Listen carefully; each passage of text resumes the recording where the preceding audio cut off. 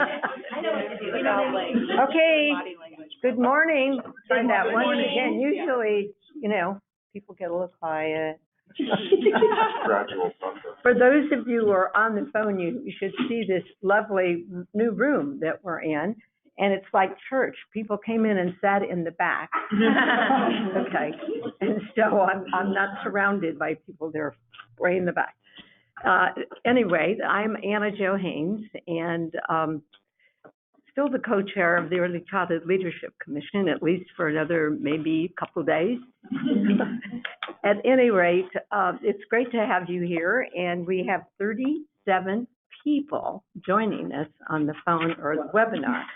And we're going to do introductions, and so I've asked Amanda to introduce the people on the phone, and if you can just say I rather than you saying your name, because you know how hard that is to do on the phone.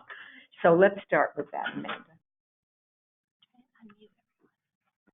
Why don't you just read the names? Okay, Amanda. We have Evelyn Rodriguez, Bill Jager, Viviana Martinez, Brett Walker, Brittany Lane, Carrie Gimmeroff, Claudia Straight, Karina Otera, David McPhee, Emily Bash, Heather Hanna, Ida Rhodes, Jeanette Beal,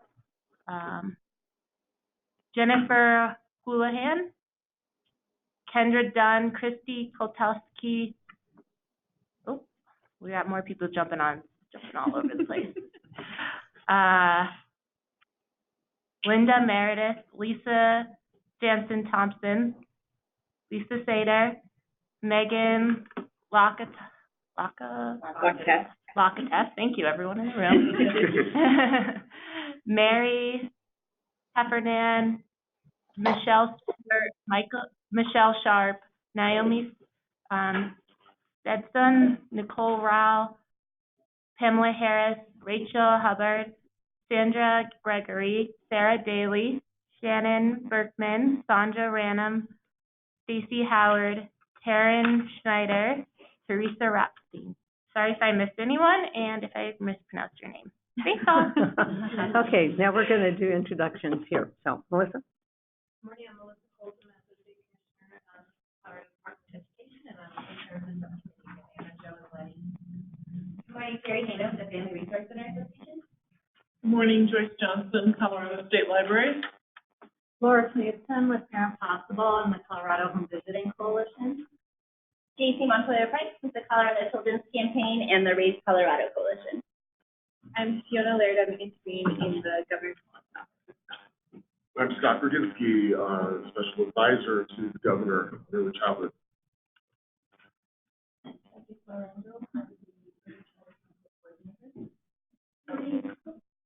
Speak up, please. Good morning, I'm Carrie Rennick with CEA.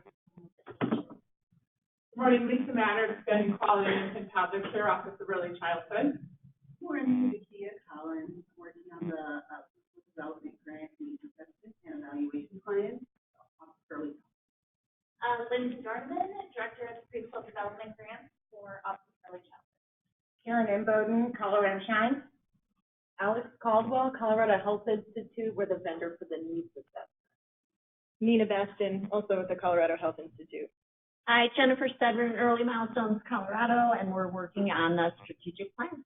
Good morning, Kristen Lang, Coordination and Alignment Manager for Program Access with the PDG unit at the OEC. Lisa Schlitter, Early Childhood Mental Health, Office of Early Childhood. Great. You? Good morning, Seth Webb, National Center for Montessori in the Public Sector and the Colorado Montessori Association.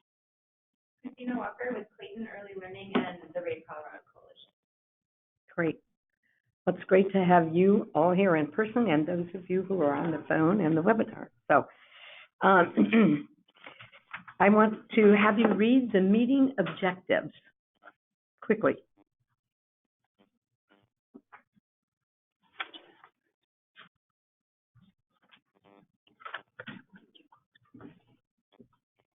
Okay, that should do it. And you all received the minutes, I'm sure. And so we need to do an approval of the minutes. Is there a motion?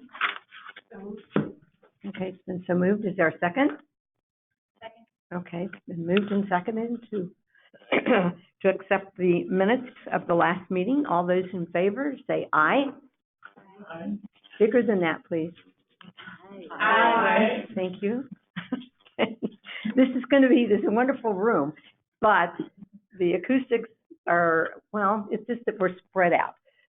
So you're going to have to speak up if we expect the people to hear us, and so forth. So, okay, moving very quickly because we've started a little late and we're leaving a little early to make sure that you do not get parking tickets. Okay? All right, so Christina. Great. Thank you everyone for being here and for joining us on the phone. Just a note for those on the phone, if you cannot hear us, please do type in or let us know. We want to make sure we do have a microphone we can pull out if it would be helpful. So folks in the room, you'll see we have a few of the wireless mics around, but please do on the phone let us know if you have any trouble hearing us. Also note, if you do want to bring up a comment or a question, you can either type those in or you can ask Amanda to unmute you, and then we'll be able to unmute you on this side. We just can't unmute everybody. So I think that's it for logistics. A few announcements I wanted to share with everyone. So first, we're very excited. The governor just announced new members to the ECLC. So we have several of our members that are coming off that I'm still not ready to say very eloquently yet, including Anna Jo. So she's going to stay with us for a little while, though, and help us through the transition. But the new members I wanted to share with folks, and I heard a couple on the phone. We're blinking. Do we know why we're blinking? I think another call is Oh, coming okay. in. All right. We're just going to ignore it. Okay, fair enough. So our new members to the ECLC, Pamela Harris, who I heard on the phone, Ida Rose, she's with the Catholic Charities in Pueblo. Pamela's with Mile High Early Learning. Jihan Benton Clark, she's with the Colorado Health Foundation. Bruce Hoyt, and he's with Gary Community Investments, will be our business representative. Kate Reineman is with Constellation Philanthropy. And then Sue Renner is with Early Learning Ventures. So really excited to welcome new folks. I wanted to thank everyone that did apply. I didn't get to see who did apply, but I know several people did let me know that they did. We want to make sure that you all stay engaged and just appreciate your interest in it, but really excited to welcome these new folks to the table. Two other quick announcements for you. One around the framework website. So we're still really pushing that to get ready to share with legislators and the governor's office. So make sure if your organization is not yet registered on the framework website, make sure you go on and do that as soon as possible. We'll be meeting with the Early Childhood and School Readiness Legislative Commission and Interim Commission soon and want to share this with them. So now's the time. If you're not on it, make sure you get on it. And we also have been working with our data subcommittee to really strengthen the data and report section on that website. So there's a place on there where you can go and you can search for reports or data that has been vetted by our data subcommittee that's around and organized around the framework and the different outcomes in the population served by the framework. So hopefully it's a tool that people can use rather than just Googling something and seeing what comes up, but a really strong curated list of Colorado-specific data that relates to the framework. So I both encourage you to check it out and to use that data, but then also submit statewide data that you have. So there's a little form on there, you put in the information, that goes to our data subcommittee, and they review it for some criteria to make sure that it's valid and should be on there, and then it gets posted in that data section. So check that out if you haven't seen that yet. And then just wanted to announce for folks again that our next ECLC meeting will be August 22nd. So I'm not sure if all of you are on. I know we expanded the PQA list quite a bit recently with the preschool development grant. So if you're not on the full ECLC list but would like to be, to know about those meetings, just let us know. We're happy to add you to those. But that next meeting is August 22nd. And I think that's all I have, unless there are any questions from folks in the room or on the line. Thank you, Christina. Okay, moving right along, we next have the preschool development grant updates, and Lindsay Dorneman is going to do that for us. Thank you. Yep, thank you for the time.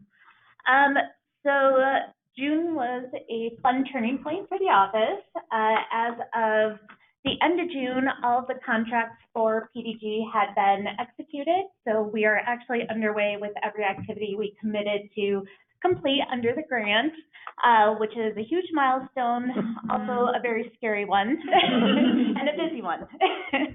But we're really excited to finally be fully engaged in the work. One of the activities that we kicked off officially in June, or 3 activities, were the needs assessment, strategic plan, and evaluation planning. And so within that, we were able to work with our partners to finalize an engagement plan and start launching those outreach activities. So in July, Alex will talk about this more, we'll begin our focus groups. We're also releasing a survey for licensed providers around July 22nd. It's targeting providers that serve children 0 to 5, so anyone engaged within Colorado Shines. And the questions on that survey will address a number of activities under PDG. So it's looking at analytics, so how are they using our systems, where can we make some improvements? It's addressing transitions, so what do programs have in place to support kindergarten entry? Needs assessment questions around Senate Bill 63, and also looking at some of the organizational analysis work we'll be doing, so addressing providers' relationships and the work that they're doing with early childhood councils and family resource centers. So it's a pretty extensive survey, but we are fortunate that our partners have collaborated to try to get this done in one shot, so we're not bombarding our providers with that work. Questions on that? Yeah, Lindsay, Yep. Are you only looking for licensed providers or any provider? So that survey is targeting licensed providers. So that's the list that the OEC has. Yeah, so I think Alex will talk more about some of the outreach to informal providers. Yep. And unfortunately, we don't have lists internally for that. Nobody does. Yeah. Yeah, it is.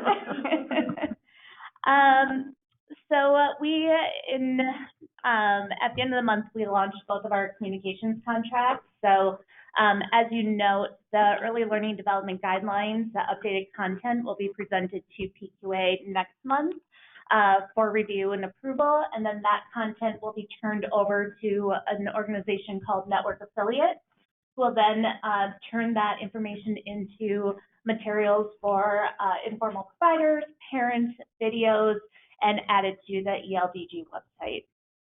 Additionally, we'll be launching our No Wrong Door communication strategy. So again, the goal of that is really to create tools and messaging and resources so that anyone who interacts with a family of children 0 to 5 can help them identify resources in their community that may be beneficial and then have a pathway to connect them to those resources. Questions on that? All right. Last month, the PDG team, specifically around strategic planning, evaluation, needs assessment, met with AJ Chaudhry. As a reminder, Gary Community Investments has partnered with some other organizations to bring him to Colorado to support in the integrated strategy and financing options for early childhood policy in Colorado. Within the PDG, he's offered to be a sounding board and a resource for us. And so as we engage in these activities, we'll be working with him to review materials and really provide a national perspective to make sure that we're on the right track and that we're thinking about other things that are working in other states and how that could apply in Colorado. And then finally, we received the intent to fund for years 2 to 4 of the PDG work. So they're actually releasing 3 announcements, one for states that completed their needs assessment strategic plan at the time of the FOA dropping, one for states that are still engaged in those activities, and then they actually have opened it up to an application to states that were not awarded in year 1. So that creates a little more competition. We'll, of course, be applying for the opportunity for states that are still in progress of developing the needs assessment strategic plan. Unfortunately, I have no idea what that is going to look like because we don't have those details yet. But what we do know is that we expect the announcement to drop September 2nd. It'll be due November 1st. The floor for funding is $3 million and the maximum funding amount is $13 million. Yes, for a year. Yep, and then they're currently planning to limit it to 10 awards. I imagine, depending on how many states are actually competing for the SOA, for states who have completed their needs assessment, which I'm being told is not very many states, they might be able to amend that as well and offer more awards. Fingers crossed. So those are the big updates. Any additional questions or feedback? I have a question. That second tier of states coming on, will they have to do their first year and then? Okay. Yep. Yeah, so states that were not awarded in year one, and there's only about 6 or 7 states and territories that competed for those awards, they will be required to do the needs assessment strategic planning work within that grant. So they're essentially completing the activities we did in year one with their grant. Okay, thank you. Just a clarification on that. Does that mean they're going to be doing renewal grant activities along with the assessment strategic plan, or will they be doing what all the other states like us have been doing only? Based on the blurb that was released with the intent, it sounds like their guardrails are to complete the year one activities.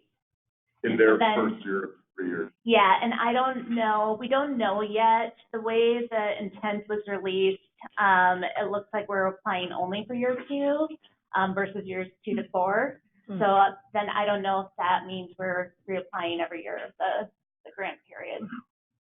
And is it 10 total awards or 10 per? So it's 6 awards for states who were not awarded in year 1, and then 10 for each of the other categories. Oh, okay. Yep, so there'll be a total of 26 awards. In year 1, 45 states and territories were awarded. So of those, only about half will receive funding. Okay. So very competitive. Yay, we did it though. Well, you know. Yeah. Yep. Great. Apply. Yes, exactly. That's great. We're one of the 45. Yep. Well, it's still something, right? Yeah. Oh, yeah. Getting a lot of work done. Oh, yes. Okay. Thank you. Any other questions or questions on the phone? Nothing's come through. All right. Hey, good job. Thank you. Okay, so moving right along to PDG Needs Assessments and talk about recruitment for upcoming focus groups. Alexandra? Hey, good morning. Good Can we be morning. right here? Does You this work? can, indeed. Sure, if you want to Just turn your chairs or move them over Sure. there. That's a good Yeah. idea. Then the people on the phone can really hear you as well. All right, good morning. So can we grab a picture? My name's Alex Caldwell. I'm one of the directors at the Colorado Health Institute. And, go ahead, Nina, you want to introduce yourself? Sure, and I'm Nina Bastion. I'm a program manager at the Colorado Health Institute, working with Alex on this project. Leading the charge on focus groups. Yeah. So we're excited. She's just joined 2 weeks ago, but has been working with us for actually a long time. So thank goodness we got to just say, get on with it. Let's do it. We've met a number of you guys, but I just wanted to reorient you that we are leading the needs assessment for the PDG. And we're here today primarily to ask for your help on one small, not that small, but one part of it, because it is so big and feels small, which is the focus group recruitment. We've started scheduling those. We have scheduled those at like 90% capacity, basically 90% are scheduled. And we're just beginning recruitment now. So we need your help getting those rooms filled up and ensuring that those are successful groups. So we're going to talk to you today about our formal focus groups. And I want to just be really clear that there are also a series of other inputs that we're gathering through informal focus groups. That means through existing meetings.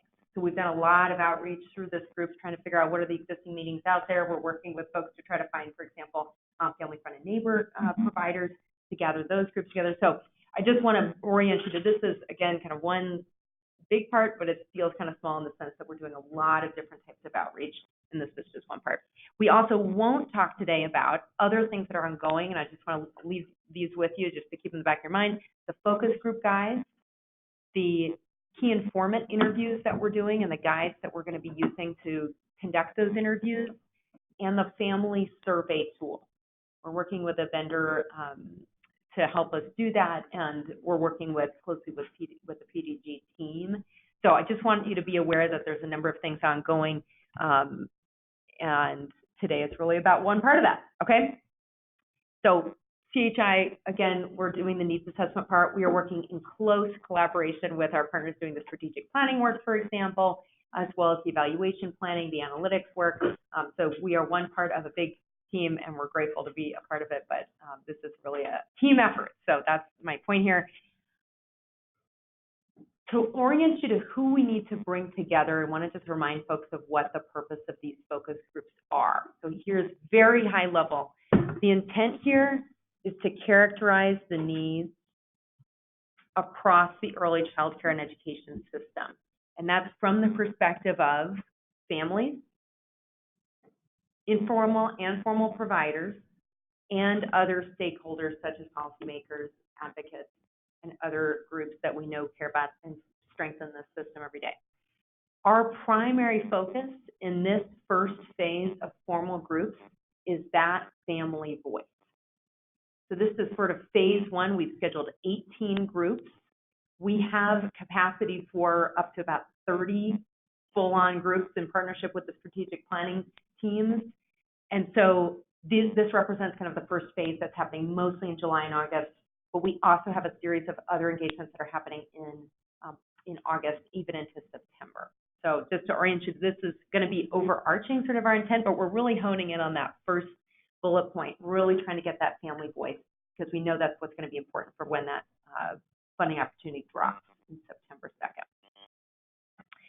Are there any questions yet? Otherwise, we're going to dive into the details of where we're going, when, and then we're going to send you out some materials so that you can help us recruit offline. So we won't have a lot of time for kind of discussion and back and forth, but I do just want to pause for a minute and ask if there's questions about intent and that sort of thing. Anything coming in? All right, let's do it. I'm going to turn over to Nina if Nina wants to take a couple minutes talking through the details of where we're headed. Sure, what we've been busy doing. So we currently have, as Alex mentioned, 18 focus groups scheduled across the state in these locations, including 2 virtual focus groups that we'll be doing by webinar to try and accommodate a broad range of people. They are at different times and on different dates, and so the next slide, I think, shows, yeah. So this is for the so back up, we've split the focus groups kind of into 2 sections. So we'll be doing one subset of 9 focus groups with just parents and families, and the second subset will be with providers and other early childhood stakeholders, with one focus group dedicated just for providers. So up on the screen here, we've got all of the dates that we have scheduled for parent and family focus groups across the state. We will certainly be sending this out to you, so no need to take in all the detail right now. We're developing flyers, and also there's an RSVP link on the flyer that folks can sign up. We're also in the process of developing these flyers in Spanish for the families. So more to come on this.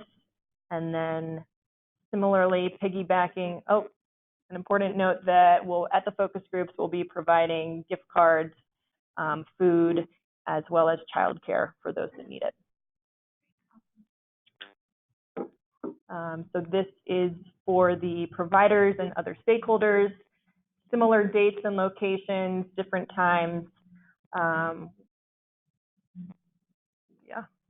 Something I want to point out to folks that you might be asking is many of these are happening in the midday, and many of the family focus groups are happening in the evening. we recognize that it is a challenge for particularly childcare providers to get to these meetings. That's why in the beginning I said this focus is really primarily focused on the family voice.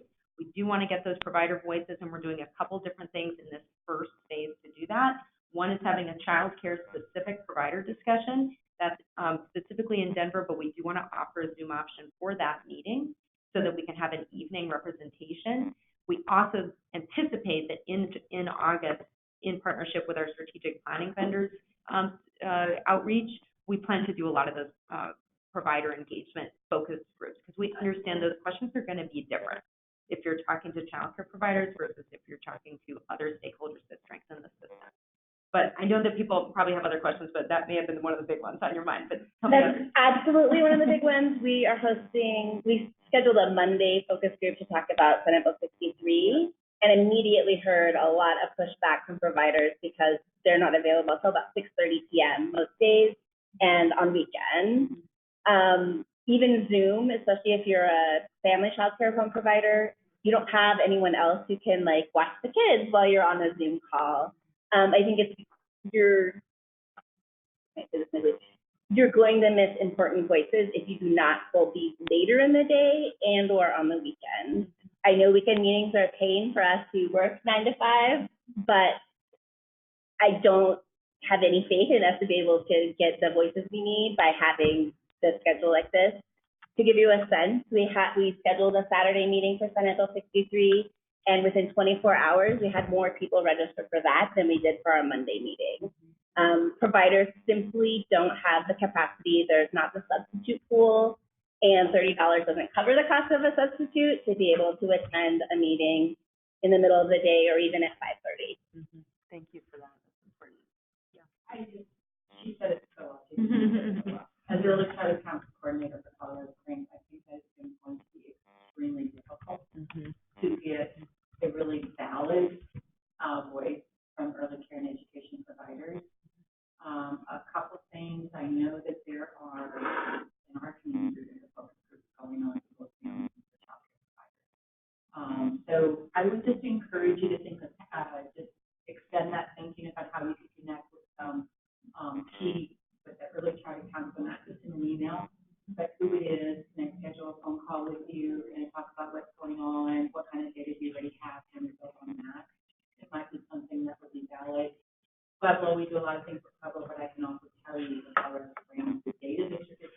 The data that you're going to get from Pueblo is going to have some commonalities with El Paso County, but then we're going to have some other very different ones as well. So I understand you can't do 35, 50, but I totally get that focus group section. However, I think if you connect with what's already existing, I think you maybe have an opportunity to get some more valid data. Yeah, I'm hearing a couple things. One is the concern about providers being able to attend daytime sessions. We absolutely anticipated that, hence the phased approach. These first days, we just don't expect to have a huge number of providers showing up to these daytime. That's just going to be the real reality, and we need to make other plans to figure that out. This phase one amongst a series of other engagements that we're doing. And the second comment, that's absolutely a great point of how do we get in touch with those existing meetings and making sure we're working with the existing council relationships. So we already have a series of calls set up. We're in touch with all of the regional representatives that you saw in the STARS. So we've emailed all of them, let them know that was like a week and a half ago, letting them know, hey, we're thinking about this. And we now have phone calls scheduled with all of them to almost all of them, I think, to make sure that they're aware and they can connect us to other existing meetings that are already happening. For example, we're thinking about the tribe in the Southwest. We're already talking about folks there to try to get on their schedule. So it's a well taken point, and thanks for raising it. What other questions? Lindsay? Yeah, just real quick, folks on the phone cannot hear anyone out here. So I'm going to bring the microphone around. Oh, yeah. You okay? But for the audience, Yeah. And so, Alex, do you want to clarify too that around providers that we're not just talking childcare providers? Yeah. Do you want to talk about that? Yeah. So within this, again, we're not thinking just childcare providers, but also those who provide services across the early childhood care and education system. So thinking home visitors, mental health specialists and consultants, really anyone who's providing services to children 0 to 5. So we'll clean up the language on the flyers a little bit to make sure that we're expressing that this really is inclusive of anyone working with families and children 0 to 5. Scott? Does that include child welfare experts? Does that include physical health? So Scott asked if that included child welfare experts or, like behavioral health, physical health. Yes. Physical health, pediatricians, all Yes. of them are gonna be. Yeah, because again, while that is not the narrow scope and where we really want to go deep in this work, we still want to understand how those systems play with the early childhood care and education system. So we certainly wouldn't discourage participation from those providers, because I think they can service some additional needs that we may not get from, say, a licensed child care provider. Well said. Thank you. Yeah. Other questions, comments? I know we have something coming in on the chat. Do you want to start there? Should we? Sure, we have a few questions, comments. Nicole Rowell says, totally agree with JC. Oh, sorry. Totally agree with JC. Also, can you speak to how you are utilizing, leveraging social media to conduct outreach for parents and provider focus groups? Great question. So the question is about social media, absolutely part of the question. So we'd love to ask this group to consider that as part of the ask we're making to you. So we know you know that group, those different groups that, the pathways that exist online better than we do, and so we'll need your help finding those. We can do the outreach if you want to direct us there. We also think it's meaningful to get personal notes from people, so we'd encourage you to help us connect to those groups. And does that help? some of the council folks that I've talked to in different areas too have offered to post on their Facebook pages and through their social media outlets. So we're really hoping to kind of use those folks in the locations that we're going to help get the word out. Yeah. Some questions over here. I noticed on your parent list, you have a lot that are 5:30 to 7, and I think that's fantastic if you're thinking about parents that work a traditional work day. But in the areas that you have focus groups are highly agricultural and also in shift industry. So you might need to think about offering some of the times, not always in the 5:30 to 7 window. Especially if you're looking at childcare and people that work a third shift have a hard time finding childcare, and then they wouldn't be able to come to your meeting because they're working. Yeah, so the question is about, should we expand even the times beyond the 5:30, or should we kind of switch those around? I'm anticipating we address some of those concerns in those informal groups that we're doing in addition to these formal groups. So there are going to be these existing groups that you all can connect us to, and then we already know about some of them to get into those groups that may be happening outside of these time frames. But we'd love for your brains to start thinking of what those are so that you can connect us after this meeting. And I'm also just checking on our time. What was our time on this? 45? 9:45. Great. It's 2 minutes. Solve all the problems. Go ahead, Scott, and then we'll. No, go ahead. Just clarification on something, and I very much appreciate that clarification on various different providers. I'm thinking though that the needs of those are going to look different. Yep. So I'm thinking, is there an opportunity to look at the toolkit for the questions, again, for some expertise on those different areas? And then, again, going back to the purpose, what are the needs? And so if the needs are early care and education and learning programs and providers, are you going to disaggregate that data? I'm just trying to figure out how you're going to come back around and get the data about what the needs are for for childcare providers without, what does that look like? Yeah, so the question is, you're going to have a lot of different people in that room. How are you going to disaggregate into these different types of needs? Because childcare providers are going to have different needs than home visitation providers, right? So you're absolutely right, and that is part of our data analysis. We've done this many times using something called Deduce, where we use a qualitative data analysis coding tool to say, this is where this came from, this is the theme associated with it. We can do frequency analyses, regional analyses. We can do a lot of different tagging to sort of see, you look at those qualitative data in different cuts. So we're absolutely anticipating it as part of the analysis plan. Scott. I'd like to explore the issue that was raised earlier, just hear a little bit more about what your thoughts are and what your decision processes were related to formal providers, licensed providers versus unlicensed providers, and why there are two different processes. And you talked about the process for focus groups for unlicensed providers that have been providers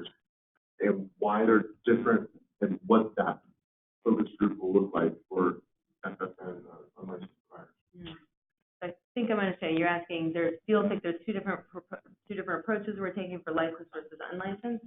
Are you saying overall or just the focus group? So that's what you said earlier, but Oh, no, I'm sorry, informal providers are also included in this.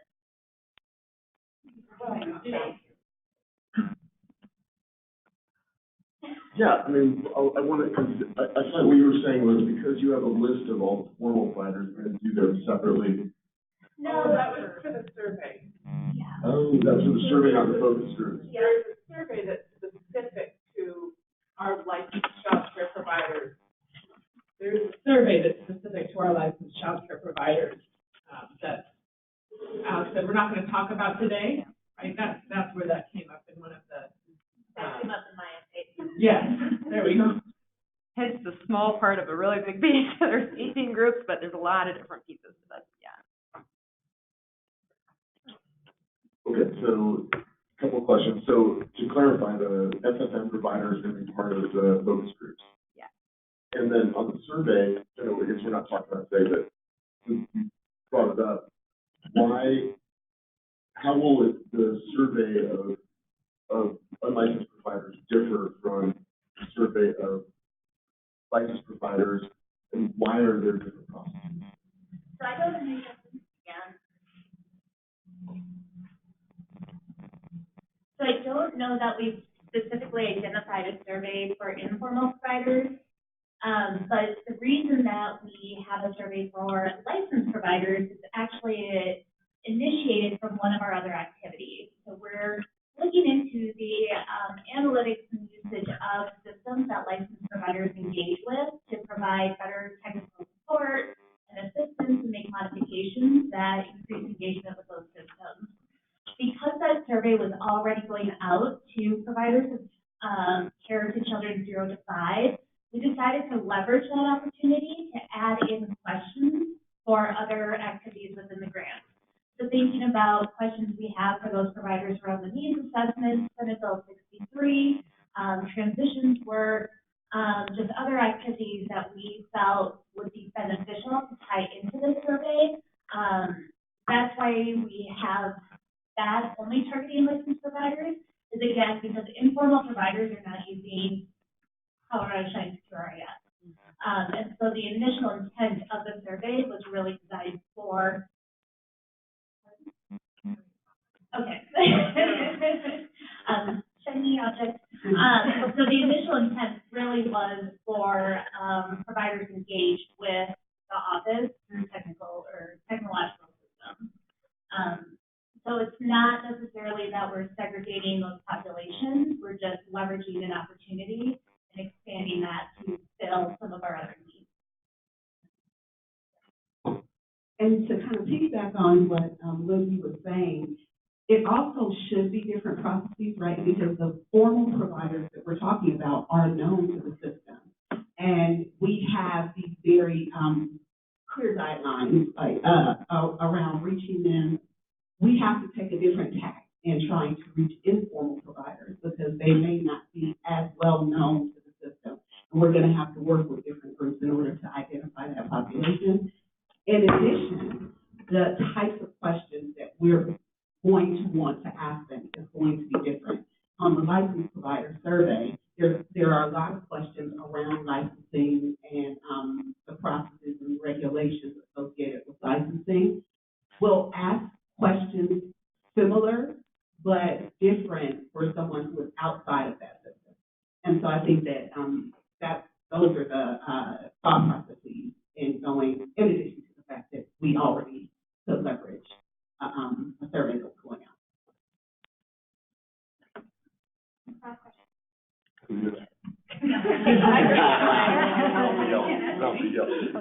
Thank you both. I really appreciate the clarification. It helps me understand the rationale for different processes.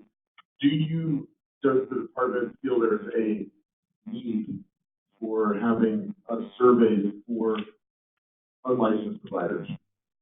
And if not, why not?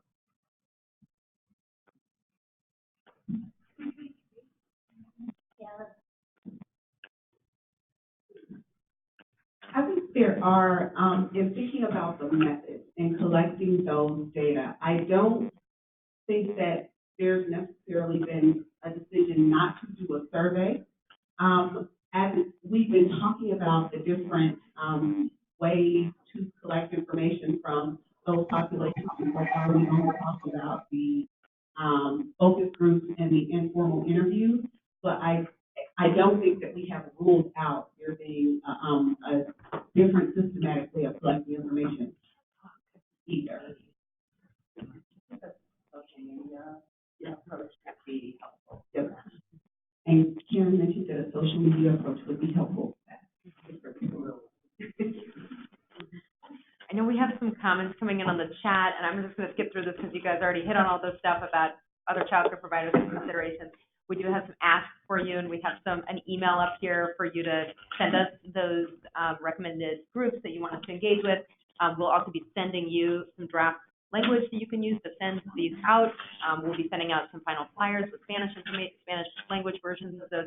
So all that's coming. That's the intent of this slide. So are there questions and comments that we should address now? Rapid fire. We got 4 or 5 in here, so Okay. let's go quick. All right. Might you consider offering a Zoom option for more than one focus group or providers and stakeholders? Yes, depends on capacity based on discussion with the council. Next. Good question. Is it possible to create one document that outlines and live tracks all of the ongoing PDG activities for people to reference? It would have surveys, focus groups, summits, needs assessments, etc., all listed with intended audience and timeline, so we can all track. Good question. Wouldn't we all like something like that? Yeah, that information, these meetings will be posted on the PDG website, and we also provide a list of all of our activities on that site. So definitely visit that, and then stay in tune with our newsletter. We will be sending out this information to the PDG listserv as well to hit everybody. So again, we have those resources built. Just stay on top of them. One page for folks on the phone, one page would be super tough with everything happening, but the PDG website should really be a resource where all of this will be housed, and we'll be sharing that out. Make sure you're on that PDG newsletter list. We'll also be sharing things through this group, but the PDG newsletter list will have everything being pushed out regularly. During the parent groups, it should be asked how many provide childcare for others' children. Great, good question. We'll add that in. And last one on here.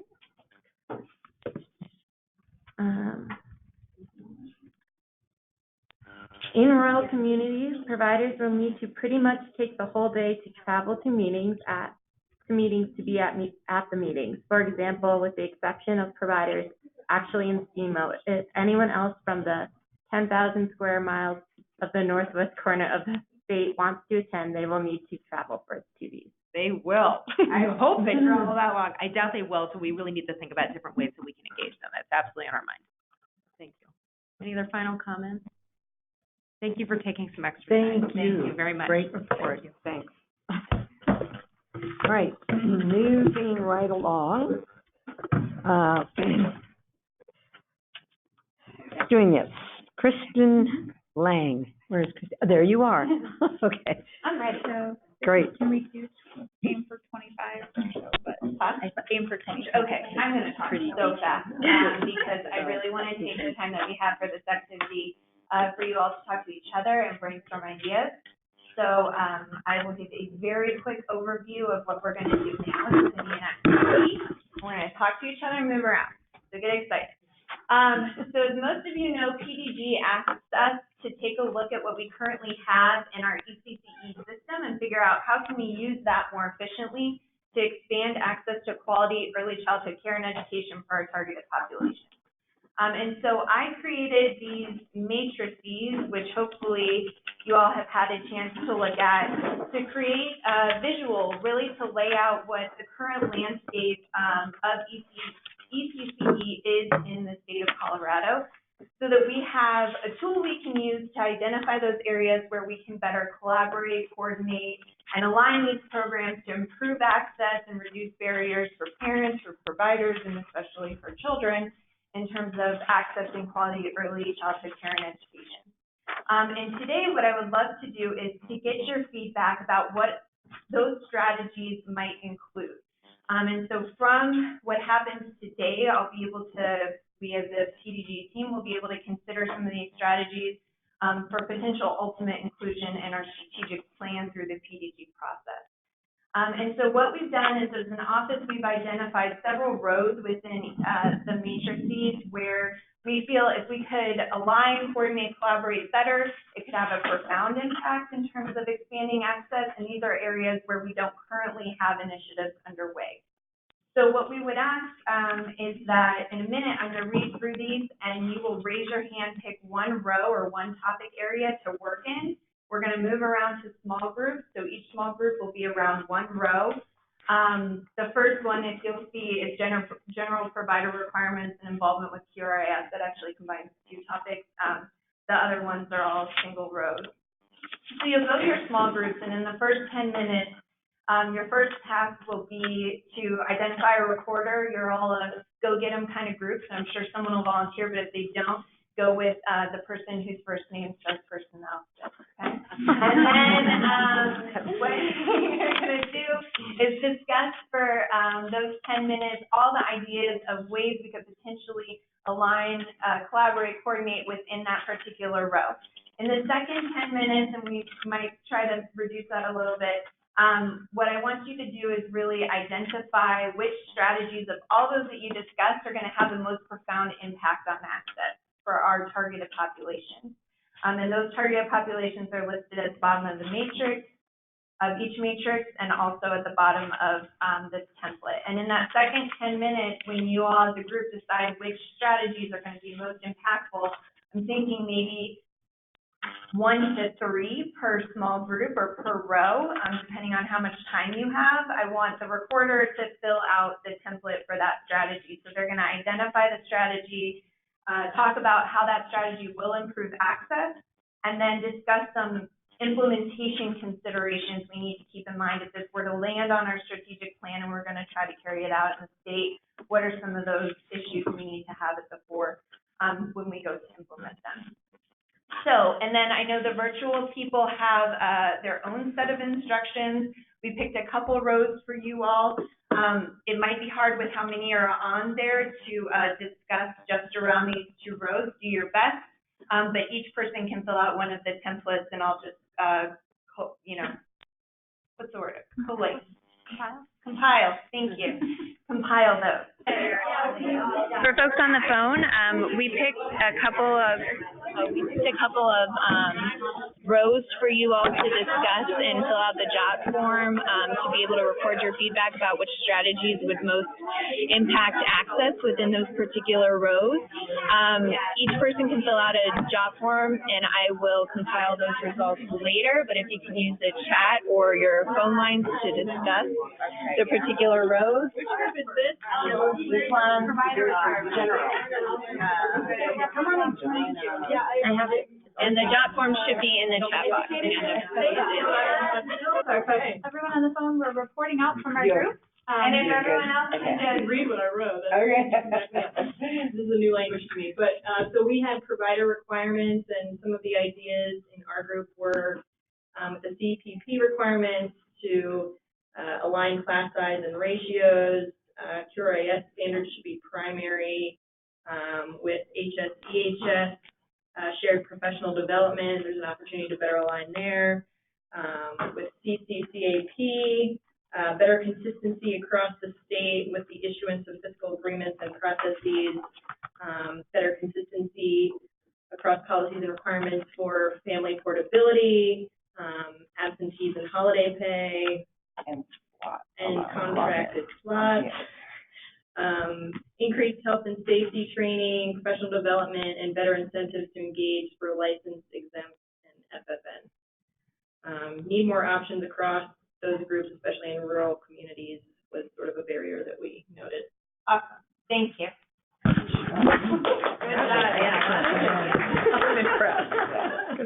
Row and strategy.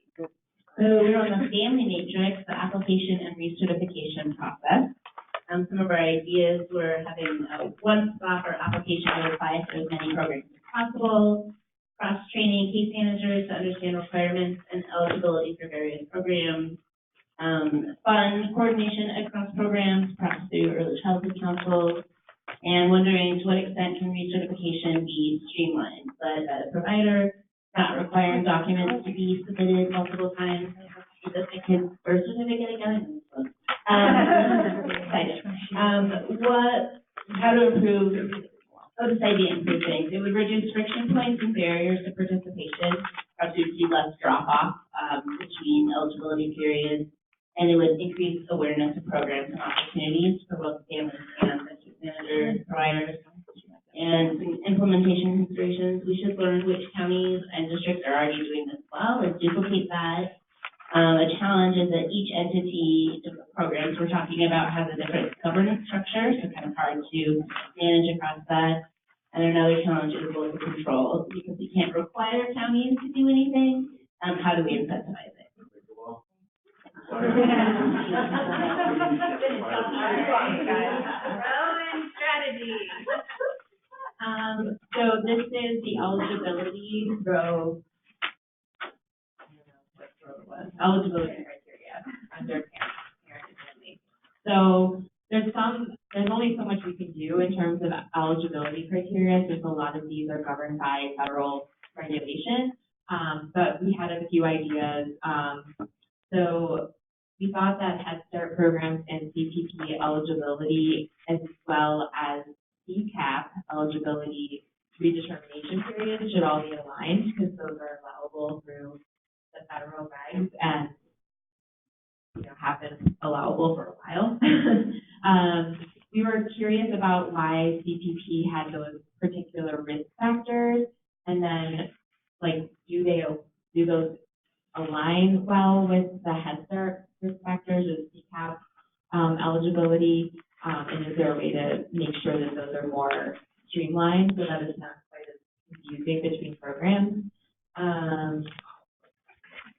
And we didn't really get further than that. We basically, looked at all of the Head Start models and Part B, Part C, and those are all like model, evidence-based criteria, so you can't really change those unless you're trying an innovative practice, which is still up to the model. So we kind of stopped there. Perfect, well, good to know. That's something that cannot be changed. Quick. Yeah, real quick, we're like, yeah, Okay. just address you. Okay, ratio and group size. In terms of, we scratched this surface, but we also wanted to see Cura, Lane, the matrix, and also suggested that we spread data out amongst the age bands to see that perhaps we can encourage blended funding. So doing families looking for greater clarity and what's offered, they could expect consistency. And then in terms of implementation, we recognize that what Head Start and Early Head Start requires may exemplify what best practice looks like. But that also includes all the extensive wraparound support that providers are given, coaching, ongoing support. Awesome, thank you. Okay, perfect. Our team with Scott, we talked about transitions and requirements to other programs. This group would like to see school districts should track at the time of enrollment. Was there a transition placed in plan for these children? To what extent was it achieved? The state would facilitate that information capture. Child care providers would be required to pull that information out to families. And Scott, do you want to talk a little bit about the federal requirements? As I mentioned before, ESCA requires LEAs to coordinate Head Start and early childhood programs in 5 specific areas related to promoting transition of children in kindergarten, including professional development, data, records, parent engagement, and educational services. It's unclear that it's happening in Colorado, and so we want to make sure that it is. And the state has a role in ensuring that at the CDC level. And we also talked about the importance of what you guys said, the Part C to Part B transition is critical for infants and toddlers as they move into preschool and beyond into kindergarten and elementary school. So these are some areas that we think can be strengthened. Okay, awesome. Thank you all so much. I'm going to just hop around as we move on to the next presentation and grab the template so that I make sure I keep your ideas for consideration. And And I appreciate all your thoughts. Thank you. Sorry for going over.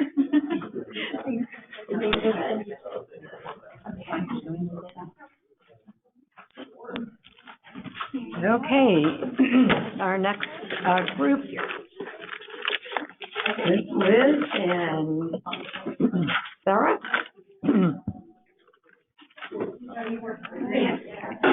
Early childhood health outdoors. Folks, we'll skip back together.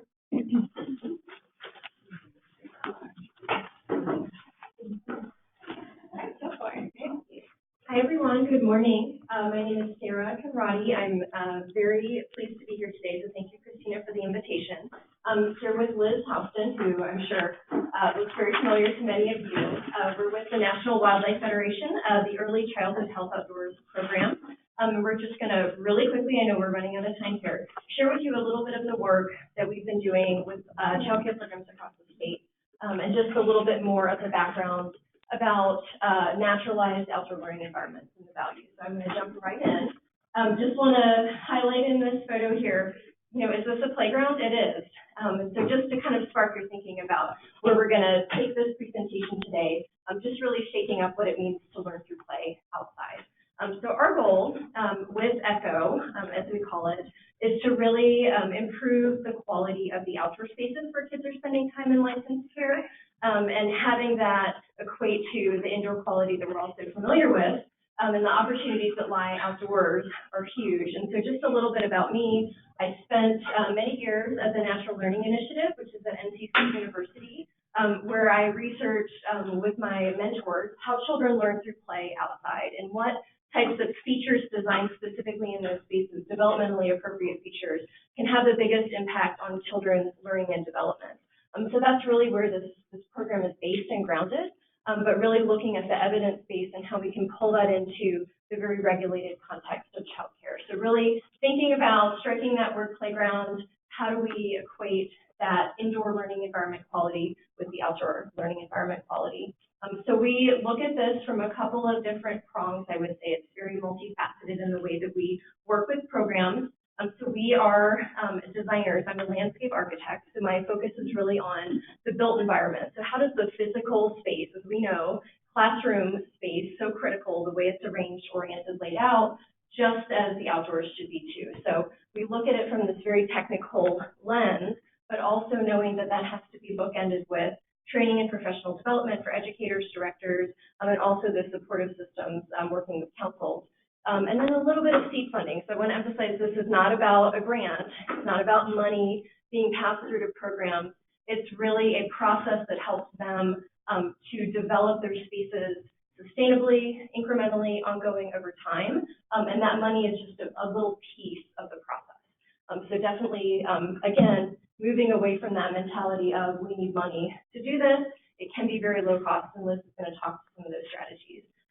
So preaching to the choir here, I know that, but this is really why we're in this space. A lot of people say, wildlife, like aren't you guys out there saving bald eagles and buffalo? Well, we are, but we're also fully aware that all of our organization's conservation efforts will be fruitless if we do not have a generation of children who grow up with a connection to the natural world. So looking at the spaces where kids spend time, licensed childcare is a huge opportunity for that. In addition, all of the health benefits that come along with that connection to nature, so well researched and documented, and younger children, of course, being affected by lifelong health conditions that can be mitigated through daily connection, daily dosage with nature in very, very small context. So the child care environment is really a space for that. So again, I mentioned my time at the Natural Learning Initiative. One of the programs that we developed there was called Preventing Obesity by Design, very much focused on physical activity, physical health. But one of the findings from that intervention with child care programs across the state of North Carolina was that children who used renovated playgrounds, so very modest renovations, the addition of a couple of play and learning features, pathways, trees, gardens, were 22% more physically active after those renovations were installed. And that is an average investment of about $5,000 to $7,000 in those spaces. So really big return on investment there, but also very sustainable because, again, providers, teachers were engaged, parents, children were engaged in that process. So these spaces that this data is from continue to develop over time. We just visited some of them a few weeks ago and saw that they have just continued to grow their programs and spaces around their outdoor learning environment. So this is a really critical finding. We know that not only are kids moving more, moderately to vigorously physically active, but they're also engaging more with each other. So there's more social engagement, there's more teacher to child positive interaction. So we actually mapped how many times teachers said no to children, and that decreased significantly, and also incidents on the playground decreased significantly because children are engaged with the space around them. There is choice just as there is in the indoor classroom. And this is the status quo, right? So if you think of playgrounds, right, this is really safe, it's really spongy, looks super boring, and maybe fun for a few minutes. But when you think about the time that kids spend outside in programs, right, an hour a day on average, from the time they're 3 to the time they're 5, they're using the space every single day. And we think that we can do better. So this is a program here in Denver. This is not a site that we've worked with. I just love to use this as an example of how simple and easy and affordable these types of changes can be. And I want to emphasize that we're not against play equipment. That's great for gross motor activity. We like that it can be diversified and added onto with the inclusion of natural features that really help to engage kids in other ways. And so just love to share this as a prompt again for thinking.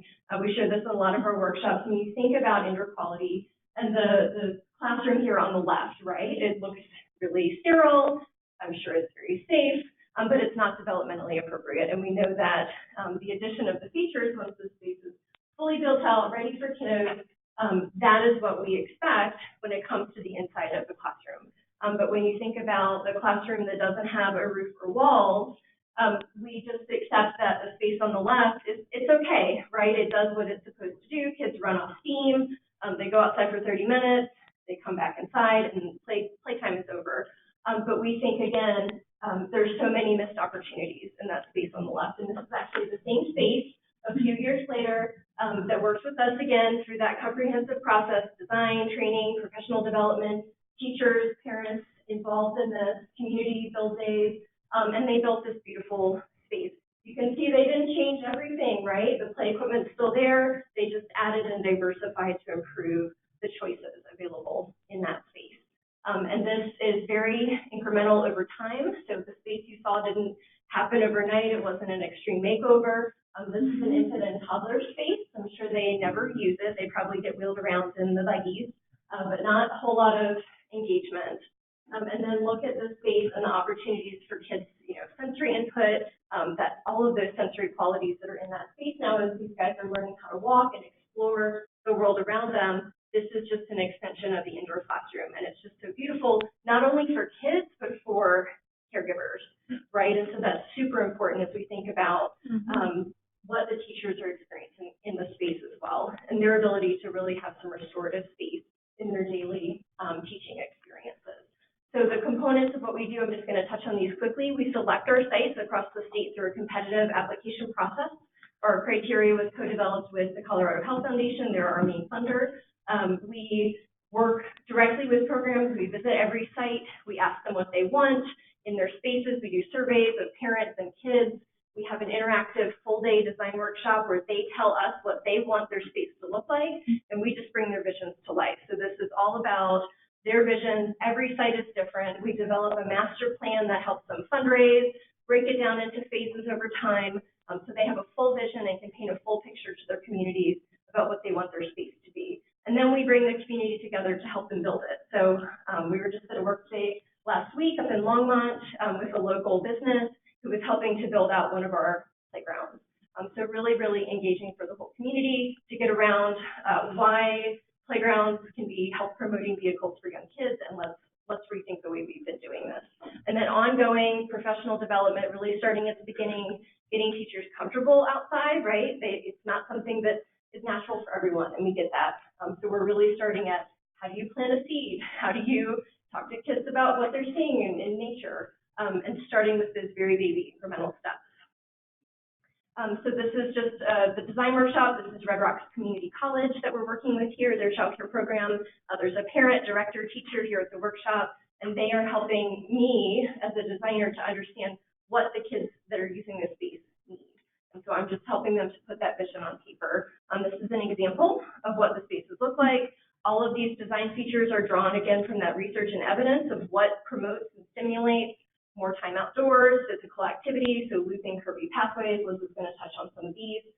Lots of shade, lots of choices, lots of little sort of micro experiences for kids, and it's different every single day that they go outside, and that's really, really important. So already in this space, kids are spending more time outdoors, they're doing more activities that they used to do indoors, outdoors. And then presenting this vision to the community in English and Spanish in this case, to kids and family members, so that they can understand what's going to change, how can I be involved. We help to break it down so it's not overwhelming. It's very much project by project, phase by phase. How can we do this with community support and that little bit of seed funding? And then again, engaging families in the building process so they can see that they've had an impact in the spaces that their kids are using. And then again, that professional development starting with how do I garden with kids in a container, in a pot. These are all teachers at a demonstration site that are learning how to, some of them plant their very first plant. And then we also host an annual summit in partnership with the Denver Botanic Gardens. We've had over 100 educators for the last 2 years, a wait list of about 20 or 30, come together for a full day around outdoor learning environments. And so just really excited to continue to capture this momentum. It's something that I would say there's a lot of interest and motivation and just acceptance of the value. And we also offer an online certificate program for teachers across the state. So they're able to get quite a significant number of CEUs all around outdoor learning. I'm going to turn it over to Liz here in just a minute, but I want to touch on one more very important development. We've just been working for 2 years on the Playing by the Rules guide. That is a full comprehensive overview. I've got a hard copy of it here. We'll send it out after if you're interested. This is a very easy way to navigate all of the regulations, quality standards, sanitation requirements around outdoor play and learning so that we can really get in front of some of those perceived barriers. I would say more than anything, they're perceived barriers to the types of spaces that you've just seen in those images. So what does Shine say? What does Eckers say about a mud kitchen, for example, right? How do I do it right the first time and then do something else and then do something else? And all of that is within that guide, and that was developed comprehensively in partnership with the Office of Early Childhood with licensing and so on. So would love for you all to provide feedback on that if you are working with programs directly or with coaches or other trainers who are working to develop these spaces. Also working with family child care providers, about 180 of them thus far, providing some little mini grants, and that's all based on a guide that we developed called Nature Play at Home. So very residential scale changes that they can make, and we've seen some really awesome changes from these amazing family child care providers. And we're also hosting statewide webinars where they can come together and talk about the changes that they're making in their spaces. And as you know, they love to chat, so this has been very successful. And Liz is going to talk to you just, again, what some of these changes look like on the ground. Thank you, Sarah. Hi, everyone. I told you I wasn't going to go very far. Good to see you all. Liz Houston, I'm the ECHO Partnerships Manager. I've been at the National Wildlife Federation for about 2.5 months, and it's great to be here. So like Sarah said, we're just going to dive into just a little bit more detail, a few more examples. This is step by step in North Glen. On the left, you can see a before picture. The right is after. This is the infant toddler space. These canopies, sunshades were so low that the teachers had to bend down and crawl down and get down on the ground with the little ones. Obviously, that's opened up. There's still shade. There's a canopy over this. There's a garden and a much better fence. And so step by step has really embraced the space, and it's so much more pleasant for everyone to be. And there was a parent who told Sarah that she took her baby to the park and laid her down in the grass for the first time because she saw that happen here. She wasn't really comfortable and wasn't aware that that was okay to put her baby down in the grass. And obviously this is not real grass, but it didn't matter. She got to that comfort level because she saw that happen where her daughter spends a lot of time every day. So it can have a really profound impact. Again, incremental change. The space on the left kids were just running up and down. They would let the kids literally run off steam, get some exercise. It wasn't that much fun for anybody. And look at the right, they've made it so engaging and so charming. These lights overhead, there's seating areas, there are little gardens. There's a heater up here, and they worked again with licensing to make sure that that was all okay. And so it really is an extension of that classroom, taking it outside. This added to their license space. And so it's completely transformed, and not that much work went into it. Obviously, lots of other elements, a much better fence. It's just safer, it's more pleasant, it's a more usable, wonderful space. The winding, looping path that Sarah talked about is really one of the fundamental features of these spaces because it opens up the play. It creates opportunities for gross motor movement 5 feet wide so that the little ones can tap each other on their trikes. I've seen firsthand just the movement and the joy. It's fundamental. It doesn't have to be cement. It can be fine gravel. Again, we're not doing this intense makeover, but this is one of the features that's really quite important because it creates that movement and opens up the space. A mud kitchen, since I started this job, I've had a lot of people say, what is a mud kitchen? Well, again, on the left, that's what it used to be, just some toys kind of tucked into a corner on a storage shed, and now it looks like a cabin to me. And, you know, kids can model behavior that they see at home and not just little girls, but boys play in the mud kitchen too, and it doesn't have to be all muddy and crazy and dirty. Sometimes maybe it gets that way, but you can just see again how homey and inviting that is. And it's all about providing choices for kids outside, just like you do inside. Gardens are just so huge, and they teach kids so much. They teach you about where food comes from, about taking ownership and being involved in watering the plants, watching them grow. And like Sarah said, sometimes we need to bring the teachers along on that journey because not everybody gardens, not everybody's taking care of that living thing. They worry about watering the plants over the weekend. They worry about kids pulling out the plants. There are creative ways around that. We can help them overcome those things. So these are a map of the sites that we have in Colorado. We're so thrilled to partner with the Early Childhood Council, creating those communities of practice, ECHO support specialists throughout the state. We're growing, we're enhancing, we're really excited about our success here in Colorado. And again, just a summary of why green is good. Again, we at the National Wildlife Foundation, not only the health benefits, social emotional benefits, but we want these little ones to grow up to care about and care for the natural environment because we all have a vested interest in that. So again, just wrapping it up, we want to be healthy, natural, and affordable. This is peat moss. It's clean dirt. It's mixed in with sand. This little one is having so much fun. The stems are bolted to the ground. These small improvements can make a huge difference. Kids know exactly what to do to give them space like this. And here's our contact information, and we just wanted a few minutes for questions. Yes, Jackie? Liz, are there visuals or these pictures available? Yes. Yes. Christina's going to post the slides on the website, and Sarah's such an amazing presenter. She did a TED Talk a while back, so we're going to post that clip as well because it's another great visual. She's got other pictures, so we're going to send that to Christina as well. We are available for questions, and we brought some materials, so we'll put them on the back if you want to take them with you.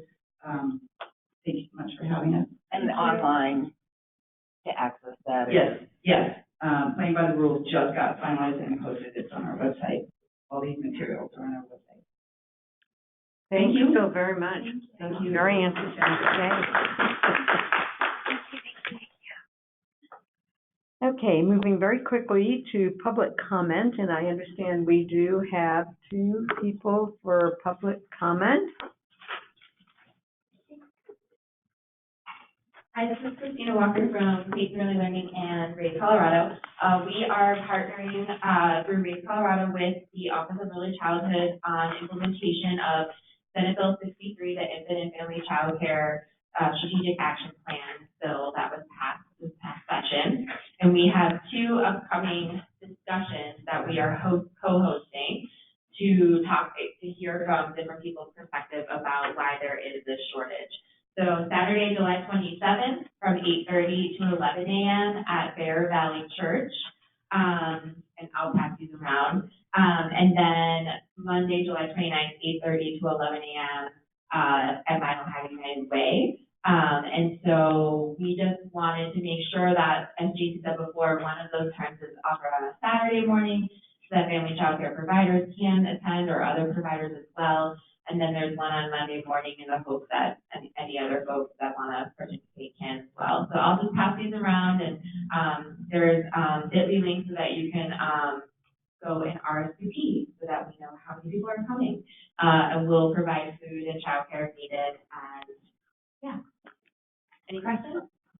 Are we gonna let people, send this out, or it's on the website, or? We can send this out to Christina afterwards. It's also been shared a lot on social media. So you can follow Raise Colorado on social media. Great, thank you. I think Stacy was our other public comment, right? Yes. I think you guys had, Where is she? you were taking it. Oh, yeah. I think So so. I think I'm gonna leave, so that's probably why I'm there. Perfect. Okay. Anyone else? Questions, comments? Okay. Anyone online have anything like that? No? Anyone online have a question or a comment? Type into the chat box. Are we getting it? Nope, just the thanks. Just thanks. Thanks for a great meeting. That's it. Thank you. What about agenda topics? Do you want them to send you through? Okay. All right, so we're really ready to let you go so you can get into your cars and not have parking tickets. And if you have agendas, topics, excuse me, for the next meeting, please be in touch with Amanda or Christina and let them know, what you think ought to be talked about at the next meeting. So thank you very much. I think it was very productive. I think we got a lot accomplished, and that's always good. And there is a lot to accomplish. So it's good that we've been able to do that today. So thanks very much, and have a great weekend. Thank you.